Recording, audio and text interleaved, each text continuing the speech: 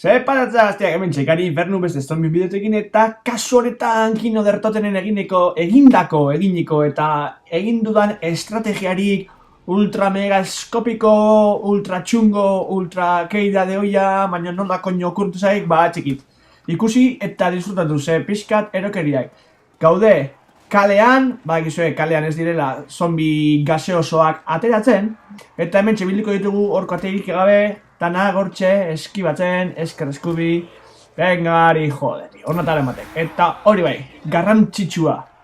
Eta jakiteko, Thunderra mejoratuta behar dugu. Thunderra pakapatxetik pasa ostean egin daiteke soilik estrategia hau, ikustu zela alare nahiko larri pasatzen da, baina egia esan behar baldin badut, oso divertidoa da, zombiak hemen oso leku txikian biltzea, ze ikasten duzu mugimendu bereziak egiten, mundu berriak, azkarrago, erreflexioa lantzen dituzu.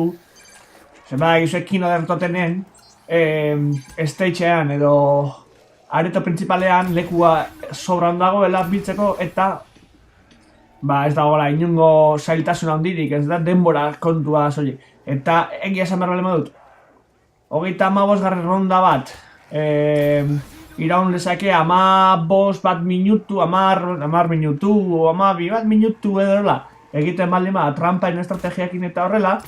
Kasu honetan, estrategia honekin, nahiz eta pixka bat zailago izan edo suizidagarriagoa izan, 3 minutu eskasetan burutzen da.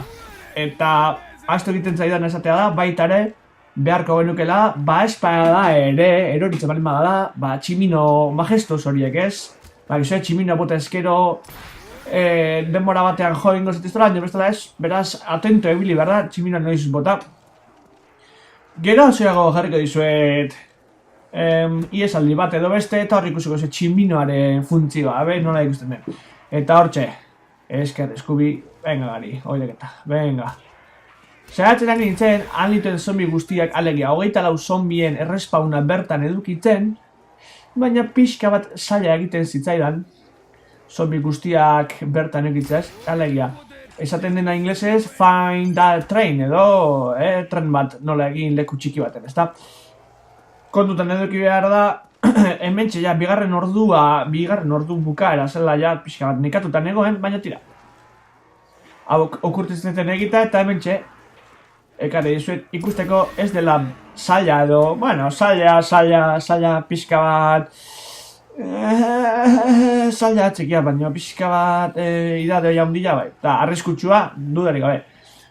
Beti ere estrategia honetan hor dugun lehio hori justu saiatuko gara buelta ematen ari garen bitartean izten.